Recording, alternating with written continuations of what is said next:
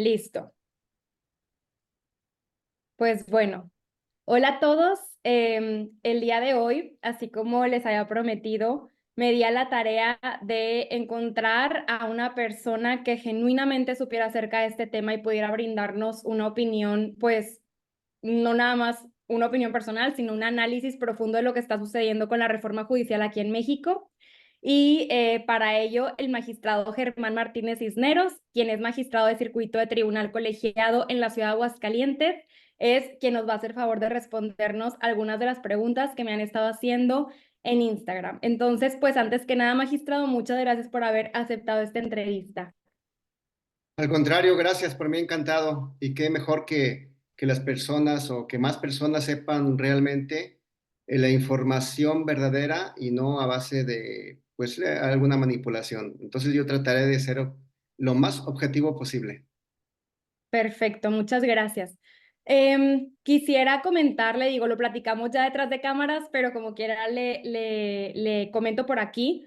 La información, por favor, platíquenosla de la forma más desmenuzada y como peras y manzanas que se pueda, porque muchos de quienes nos siguen en este Instagram no son abogados. Entonces, pues para que realmente como ciudadanos puedan comprender qué es lo que está sucediendo, le agradecería mucho pues que sea con un lenguaje, digamos, lo más coloquial posible, para que todos podamos comprender pues sus respuestas. Entonces, comenzamos. Claro que An- sí. Antes que nada, quisiera preguntarle, eh, ¿consideraría usted que el Poder Judicial del Estado y el Poder Judicial federal, ambos necesitan reformas a lo que conocemos actualmente? Yo considero que sí, se deben de hacer algunas reformas a través de mi trabajo, que consiste no solamente en conocer lo que se hace a nivel federal, sino también conocer las acciones o las decisiones que se hacen a nivel estatal, en los estados, por los poderes judiciales. He estado yo en varios estados de la República, como magistrado o como juez de distrito. Y entonces me doy cuenta de que sí hay ciertas deficiencias, sobre todo en los poderes locales. Hay ciertas inercias o ciertos vicios que ya se han vuelto sistemáticos y que la gente que se dedica a litigio, pues de alguna manera se aprovechan de esas situaciones, y después esas situaciones que son irregulares, pues recalan en el Poder Judicial Federal, porque tenemos que resolver lo que de alguna manera se hizo en forma deficiente en los estados. Sí, también en el Poder Federal se requieren de algunas acciones para enmendar algunos aspectos sistemáticos, pero aquí la cuestión es la siguiente. La cuestión es que se debe de evitar ciertas fallas, o se debe de corregir, pero mediante un estudio previo. Es decir, debe de haber un estudio y un diagnóstico por personas tanto ajenas al Poder Judicial como personas pertenecientes al Poder Judicial Federal, y que después de ese análisis y diagnóstico objetivo, técnico, interdisciplinario, pues se dijera, este es el diagnóstico y aquí es donde tenemos que corregir. Y aquí el problema de esta reforma es que se plantean bajo ciertos argumentos falaces, falsos, y se quieren corregir, entre comillas, algunas situaciones que realmente no son las que se padecen ni en los poderes judiciales de los estados, ni en el Poder Judicial Federal. Ok, entiendo. ¿Y nos puede, por favor, explicar un poquito qué es lo que esta reforma está proponiendo? Bien, desde el punto de vista de los argumentos y motivaciones que tienen que ver con cuestiones de corrupción y de privilegios, etcétera, bueno, lo que se está proponiendo es que se elija a los jueces de manera popular, es decir, por elección popular. A todos los jueces federales y también Así como locales. elegimos a los políticos, o sea, al alcalde, al gobernador, etcétera. Sí, exactamente. Y ya de entrada, de origen, pues me parece que eso es irregular, o sea, es algo pues siniestro, realmente los objetivos son otros, porque lo que hacemos en los poderes judiciales no tiene nada que ver con lo que hacen los legisladores o el ejecutivo o con la forma en que se propone para elegirlos. Es totalmente diferente. Acá son aspectos técnicos, de conocimiento profundo y de una mística de trabajo y de justicia muy diferente. A nosotros realmente no nos interesa la política y yo creo que a ningún juez le debería de interesar realmente la política como para ponerla como parte de su trabajo. Nos puede interesar en lo personal, pero no llevarlo a la cuestión del trabajo. En el trabajo tenemos que ser completamente independientes. Y bien, aquí lo que se propone, creo que eso es lo que es un poquito más, que llama más la atención, es que se elijan a todos los juzgadores de esa manera un poco ya más popular, ¿no? Y creen o consideran o es el planteamiento que en ese sentido, pues entonces es una propuesta democrática y es una propuesta que tiene que ver precisamente con una forma donde se considera al pueblo para que toma las decisiones, lo cual es absolutamente falso porque pues el pueblo no puedes saber realmente, en principio, ni siquiera lo que hacen los juzgadores y cómo lo están realizando. Y otras de las propuestas es también decidir sobre los ministros de la Suprema Corte de Justicia. Ahora hay 11 ministros, se quiere bajar a un número de 9 ministros. Allí la intención que nosotros consideramos que realmente hay por abajo del agua es en el sentido de que al haber menos ministros, obviamente, y según los planteamientos de propuestas, pues van a ser ministros que en su mayoría van a estar del lado de quien los propone o del lado de quien los elige y quien realmente los va a elegir, porque también la forma de proponerlos es a través del legislativo, del ejecutivo y del judicial, pero pues el judicial no tenemos mucha, en esta forma de decidir no tenemos muchas propuestas realmente. Entonces, consideramos que también esto de bajar el número de ministros es pues para cooptar, para controlar desde la cúpula del Poder Judicial Federal a la justicia federal. Y otra de las cuestiones, como esto para amarrar desde otro ángulo, es también elegir un tribunal de disciplina judicial. Es decir, yo creo que yo lo veo así, que finalmente son varias propuestas, pero todas tienen un mismo objetivo. Y ese objetivo único es tener el control del sistema de justicia federal y local y locales. Porque si se van a decidir de manera popular, pues no, realmente yo creo que cuando se habla de que pueden ser jueces que van a estar apoyados por el crimen organizado o por intereses de despachos jurídicos, realmente yo no considero que eso vaya a ser el gran problema. Yo creo que el gran problema es que se está abriendo un gran margen para que realmente los jueces, en su mayoría, sean propuestos y decididos desde esas personas que están de acuerdo o que en su ideología vayan a ser leales precisamente al Ejecutivo y a esta ideología que se está planteando. Realmente ese es el gran problema. Y entonces, al decidir hacia los jueces, y esos jueces tienen que ser leales precisamente a esas ideas, a esos nuevos valores, por decirlos así, bueno, pues esa es una manera de hacer justicia, una forma que no es independiente ni es imparcial. Si alguien no lo hace así, pues entonces por el otro lado también va a estar el Tribunal de Disciplina para que pues presione a fin de que la justicia se vaya dando de una manera muy diferente a la que conocemos ahora. Eso es más o menos lo sustancial de estas reformas. Ok, perfecto. Y también tengo entendido que parte de cómo van a ser elegidos es a través de una tómbola, ¿verdad? Pues sí, es decir, ya la verdad no sé. Lo cierto es que, como dije, se está abriendo la puerta para que se decida no de una manera imparcial, objetiva, con conocimientos, sino que sea un gran margen para que se decida de estos jueces que van a ser nuevos jueces sin mucho conocimiento, sin mucha sabiduría, sin una formación ética también que es la que se obtiene a través de la formación judicial. Pues sí, realmente como se vio esa imposibilidad de hacerlo completamente a base de la selección popular, pues ahora se está abriendo esa otra posibilidad que me parece grotesca, ridícula, de una tómbola.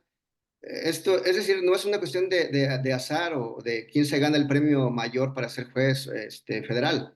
Creo que es poco serio, pero tanto se dice y tanto se repite por ciertos personajes de la política que ya nos parece, bueno, no a nosotros, ¿verdad? Pero tal parece que a las masas ya es una idea magnífica y como que dicen, pues tienen solución para todo, pero son soluciones realmente grotescas. Sí, estoy de acuerdo, y más porque claramente se vería muy afectada la impartición de justicia en el país. Y quisiera o sea, yo tuve la oportunidad de trabajar un año en un tribunal federal y 2 años en el Tribunal Superior de Justicia del Estado de Nuevo León. Y tengo pues una idea de los sacrificios o de lo que es una carrera judicial y lo que conlleva, porque francamente es bastante, pues desde mi punto de vista, sacrificada esta carrera, o sea, en todo sentido. Pero sí quisiera que usted desde su trinchera, habiendo ya pasado por esta carrera, me platique un poco acerca de los requisitos formales para ser juez o magistrado en la práctica, o sea, tener una carrera judicial, los sacrificios o también la preparación con la que debes de contar para que tengas tal nombramiento. Sí, claro. Bien, en primer lugar, pues quiero mencionar que yo ingresé a la carrera judicial hace un poquito más de 33 años. Era diferente en aquel entonces, pero también había esa idea de depuración, de filtros que uno iba comprobando a través del trabajo que realizábamos.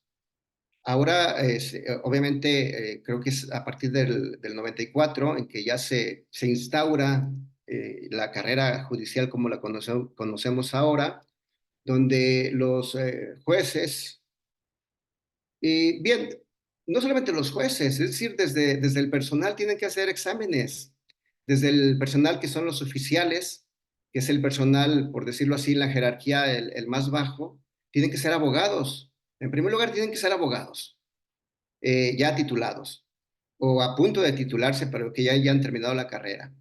Se hacen diferentes concursos, es decir, exámenes para que puedan ingresar y después a través de esos escalafones van subiendo de escalafón. Después del oficial, pues está el actuario. Para ser actuario también tienen que presentar algunos exámenes tiene la certificación de actuario, pero pues debe de esperar para que haya algún lugar donde pueda ejercer esa condición de actuario, mientras la gente sigue en la función que está realizando, pero al realizar esa otra función dentro del Poder Judicial es importante porque se van empapando de la mística, de la formación, de los valores institucionales que me parece que son muy importantes. Y esos valores pues tienen que ver obviamente con el trabajo, con el respeto, con los ideales de justicia. Eso es lo padre de este trabajo. Posteriormente pueden ser secretarios de estudio y cuenta y que obviamente también deben de presentar exámenes, deben de también demostrar esa capacidad en el trabajo. Al principio, pues la gente, como yo mismo estuve así, nos dan algunos nombramientos y si realmente hacemos el trabajo como se conviene para las exigencias del trabajo, y claro, que el titular, el magistrado en turno o el juez en turno, pues nos va más o menos calificando de manera práctica. Si alcanzamos esos niveles, pues nos vamos quedando y vamos teniendo ya lo que es una base que para nosotros era algo, pues un logro magnífico en cada etapa que vayamos realizando. Después, yo para ser juez tuve que presentar un examen, tuve que hacer curso en la Ciudad de México, que era curso para jueces, pero a través de ese curso nos iban calificando en el mismo curso, pero a la vez íbamos participando en el concurso para ser jueces en diferentes niveles o etapas. Teníamos que tener unos ciertos requisitos, como haber cumplido mínimo 35 años, tener 5 años de experiencia como mínimo, que realmente esos son los requisitos mínimos, pero pues la mayor parte de las personas que accedimos a jueces éramos personas que teníamos ya 8 o 10 años en experiencia judicial. Y obviamente también otros requisitos como no tener algunas cuestiones ahí de antecedentes penales o cuestiones como esa. Y yo accedí a ser juez de distrito hace, no sé, fue en el 2000, hace 23 años. Después de ser juez federal, juez de distrito en diferentes lugares a donde nos pueden mandar, que obviamente estamos a disposición del Consejo de la Judicatura.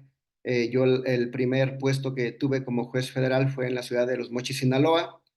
Y bueno, pues ahí, después de 6 años y que me fueron valorando, pues me ratificaron como juez federal.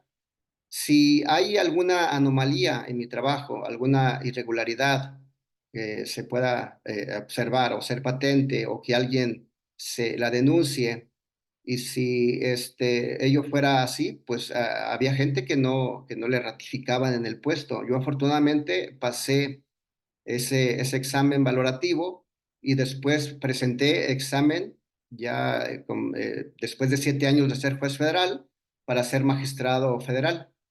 Y bueno, de magistrado federal ya tengo 13 años.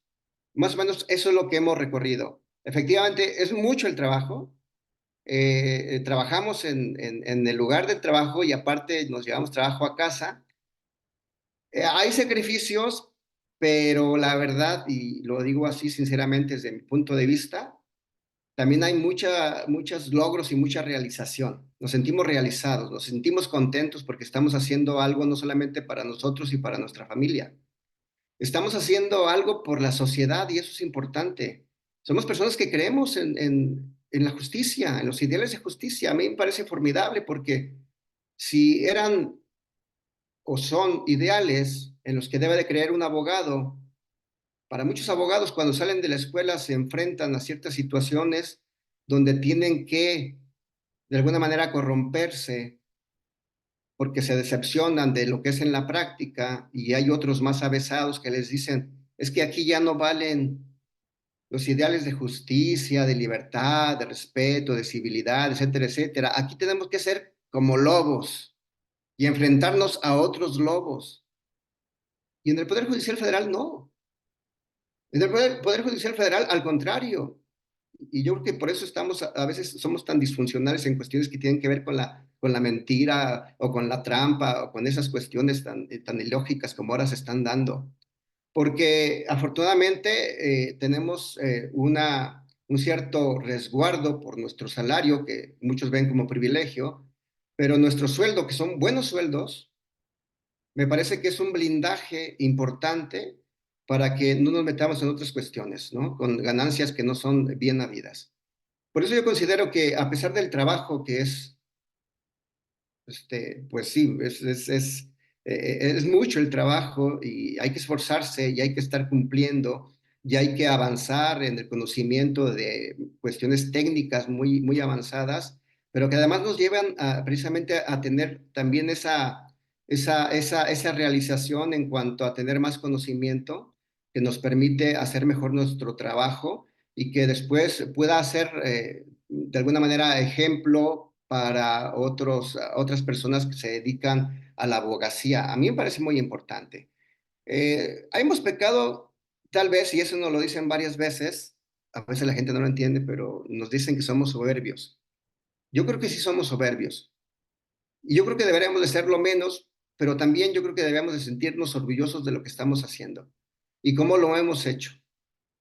Y a veces también se confunde la soberbia con el hecho de que nosotros no queremos mucho convivir con ciertas personas, sea políticos o sean abogados, porque después nos puede estar cobrando, se pueden aprovechar de esas situaciones y eso lo tienen que entender las personas que se dedican a lo jurídico, a lo legal. Es decir, si tal vez alguien nos reproche que no convivimos con ellos, pues bueno, también nos pueden reprochar que estemos conviviendo con otras personas que no sean ellos.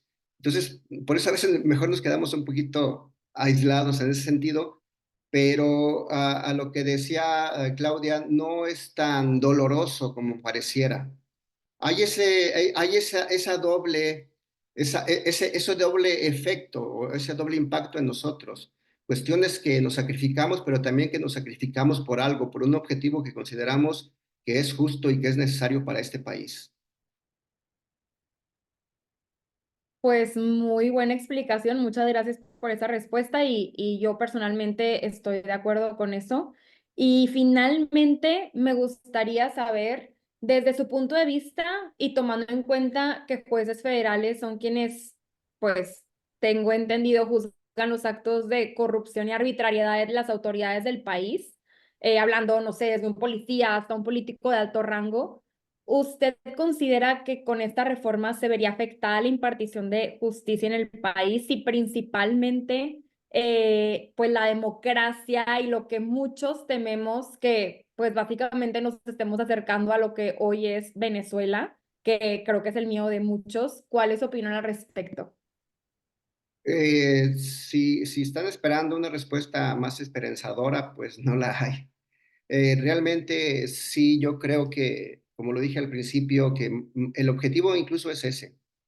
El objetivo no es combatir actos de corrupción, porque si hubiera actos de corrupción de manera sistemática en el Poder Judicial Federal o si los hubiera de manera reiterada, bueno, pues se deberán de denunciar y créeme que el resto de los compañeros de quienes puedan cometer algún acto de corrupción no los vamos a defender, al contrario, pues que en todo caso tengan que pagar, porque estarían traicionando también la confianza que tenemos nosotros en los compañeros. Y no ha habido nada de eso. El objetivo es otro, es apoderarse también del servicio de justicia. Y digo servicio porque van a querer verlo como un servicio más que da el Ejecutivo.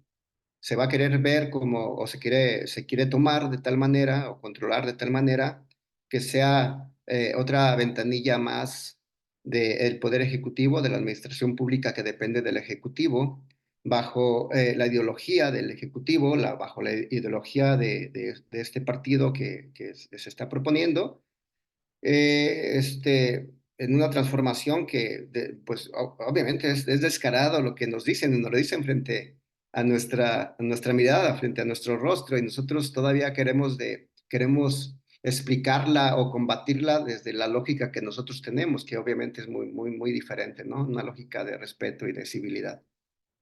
Eh, la cuestión es que eh, la democracia no es como nos la han vendido ahora últimamente, en el sentido de que es el pueblo el que debe de decidir. Últimamente me he puesto a estudiar, a analizar algunas teorías sobre el autoritarismo y realmente cuando leo sobre ello, cuando leo sobre Stalin, sobre Hitler y ahora acá en los vecinos sudamericanos, en Venezuela y Nicaragua, pues tenemos mucho en común con ellos en la forma de proponer las cosas para estos cambios. Y tiene que ver mucho con el autoritarismo. Y el autoritarismo maneja y manipula a las masas, es decir, al pueblo. Entonces, realmente esas razones o esos argumentos son falsos.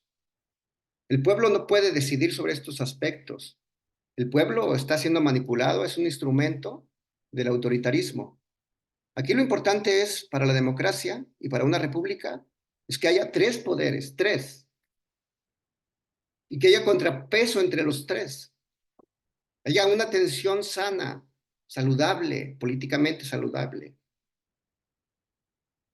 Aquí ya se tomó el poder legislativo, no lo podemos negar. Hay un grupo muy grande del legislativo que siguen al pie de la letra las decisiones que vienen del Palacio. Y incluso con orgullo lo dicen, no vamos a cambiar ni una coma a las propuestas de nuestro gobernante. Bien, eso ya lo tienen ya cooptados dos poderes. El que les faltaba era el Poder Judicial. Tenemos que entenderlo así. Por eso yo decía que realmente el objetivo de estas reformas no es la cuestión de combatir la corrupción, ni el nepotismo, ni otras cuestiones que, claro, tienen bases de verdad, pero esa verdad es como la verdad de los que yo me acuerdo que utilizan los vendedores, o la que utilizaban antes, hace muchos años, bueno, no creo que tengan ese referente, pero los merolicos, es decir, que se basan en cuestiones que son verdad, un 10% es verdad, pero el resto de la versión y del discurso está fincado en la mentira. Sin embargo, ya propusieron algo que tiene que ver con ciertas verdades. Claro que hubo nepotismo, ya no lo hay porque se está combatiendo en el Poder Judicial. Hay otras cuestiones que tienen que ver, por ejemplo, con el hecho de que es lento las decisiones.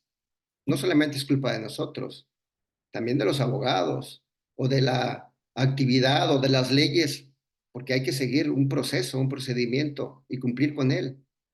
Claro que puede haber otras reformas, pero yo ya lo mencioné hace un momento. Esas reformas tienen que ser sobre la base de un diagnóstico. Entonces aquí lo que se pretende es controlar al Poder Judicial, que del Poder Judicial la mayoría de las personas y después posiblemente todos sean personas adheridas a esta ideología, porque está diseñado para ello. Este cambio está diseñado para eso. La elección popular, el tribunal de disciplina, la forma de decidir cómo se van a elegir a los jueces, a los ministros, al tribunal de disciplina mismo, es para que ahí se decida por gente que está a favor de estas ideas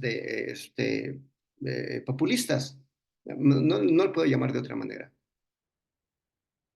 Entonces, pues obviamente que al estarse haciendo este entramado de esta manera, con base en esta ideología y manipulando a esta masa, a este pueblo que votó por ellos, que sí, obviamente que son muchísimos, porque supieron capitalizar el hecho de la ignorancia que habían ya de alguna manera dejado otros partidos políticos. Es decir,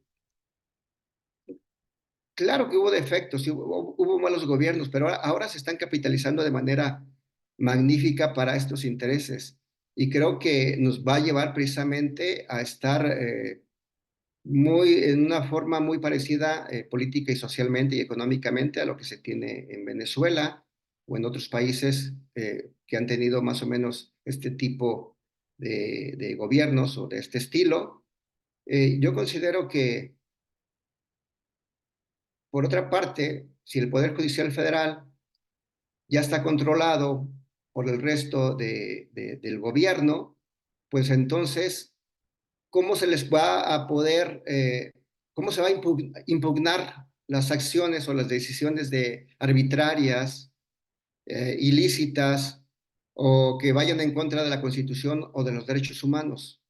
Pues obviamente que no va a haber ningún juez de esos jueces nuevos o de los jueces viejos que no se quieran enfrentar al tribunal, no va a haber un juez que les vaya a decir, es que ustedes están mal, es que tienen que reparar las violaciones de derechos humanos. No lo va a haber. Si además va a estar el ejemplo desde la cúpula de la Suprema Corte de Justicia, también con ministros del pueblo, bajo esta ideología popular de supuesta igualdad, que no tiene que ver más que con el hecho de pues, un comunismo rampante que permite todavía la perpetuidad o permanencia en el poder. Entonces, ese es realmente lo grave. Si a eso le aunamos a que van a desaparecer otras instituciones, organismos autónomos que también les pueden poner en evidencia lo mal que se están haciendo las cosas, pues entonces, ¿quién se les va a oponer ¿Quién va a hacer patente lo mal que están en cuestiones que tienen que ver con la legalidad, con la constitucionalidad, con los derechos humanos reconocidos por las convenciones internacionales? No va a haber quien se los diga. Ese es un gran riesgo. Y ese riesgo no solamente es para los miembros del Poder Judicial Federal, es para todos. Es para ustedes como abogados también. Ustedes como abogados que están obviamente defendiendo intereses particulares o de empresas. Si una empresa, yo lo pongo como ejemplo, si una empresa más o menos grande, más o menos con cierto poder adquisitivo, se enfrenta a un particular y aun cuando ese particular no tenga derecho porque esté imitando o porque esté utilizando, se está aprovechando de alguna circunstancia o de, no sé, dentro de las cuestiones que ustedes se llevan a cabo.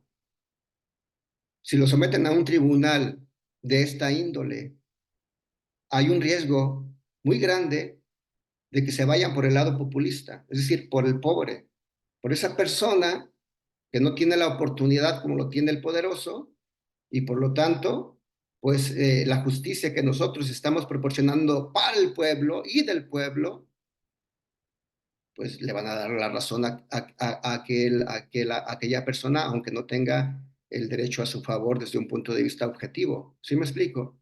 Eso es lo que puede ocurrir. Si yo tengo dos o tres casas porque tuve porque trabajé mucho, porque tengo un talento especial para los negocios, y si una de esas casas está ocupada y se quiere quedar ahí y ya no puedo yo incluso aumentar la renta como ya se está limitando en la Ciudad de México, es decir, es algo ya real, pues ¿qué puede pasar? Es decir, esos jueces designados de manera popular porque pertenecen al pueblo y para el pueblo, pues van a decir, no, pues que aquel pobre necesitado que se quede con esa casa, porque estamos en una justicia de una transformación que está quebrantando o yendo contra los conservadores, contra las personas neoliberales, etcétera, etcétera. Y a veces eso no se ve. Las personas consideran que nosotros ahora nos estamos oponiendo solamente a la transformación porque nos está afectando a nosotros en nuestro trabajo. Sí, esa es una, pero no solamente a nosotros, hay que ponernos a pensar que nos va a afectar a todos, a muchos. O sea, el sistema de justicia, el sistema social y el sistema económico va a ser muy diferente, puede ser muy diferente. Igual en las cuestiones fiscales, si una empresa dedujo, pues no va a ser tan fácil que le regresen dinero, porque cada vez van a necesitar de más recursos para las dádivas, para las prestaciones sociales, justas o Claro, injustas. no es sostenible, francamente. No es sostenible, pero ya no va a haber tribunales que los puedan defender, lamentablemente. Es un Sí. panorama, si lo vemos así, al cual no queremos enfrentarnos ni queremos pensarlo y por eso lo evitamos. Pero hay que decirlo, hay que profundizar y tener una visión más amplia de lo que puede ocurrir. ¿Y Para, qué podemos hacer como ciudadanos ante esta situación? Pues para, digamos, hoy en la mañana desperté con la noticia de que Claudia Sheinbaum había puesto, creo que pausa a esta reforma judicial. No indagué mucho en la noticia porque digamos que fue un día algo ajetreado, pero quería preguntarle a usted acerca de eso, o sea, ¿qué podemos hacer nosotros como ciudadanos? He visto que hay ahorita muchas protestas. Yo también desde mi plataforma dije, ok, creo que es pues una gran forma de dar voz a personas como usted con o sea, ese grado de conocimiento para poder saber más acerca de esta reforma y a lo que nos estamos enfrentando. Pero, ¿qué podemos hacer? bueno, yo creo que algo podemos hacer. Tal vez no hacemos nada porque pensamos que tenemos que hacer cosas muy grandes, ¿no?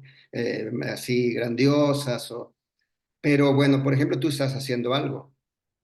Tal vez Ujú. ahora lo decidiste. Yo estoy haciendo algo aquí y todas las mañanas me voy a las protestas y vamos a entrevistas y nos reunimos con legisladores locales de acá en Aguascalientes estamos yendo a universidades. Yo creo que lo importante es que algo hagamos cada quien en su trinchera. Y estar al pendiente por ejemplo, de manifestaciones y pues creo que se necesita ese esfuerzo. Si nosotros hemos sido un poquito soberbios o mucho, no sé ustedes cómo nos consideren, si hemos sido un poco sangrones para ustedes, bueno, yo lo que les digo cuando ya no lo hagan por nosotros, háganlo por ustedes, háganlo por el sistema de justicia que ustedes, en el cual ustedes de alguna manera han operado, unos más y otros menos.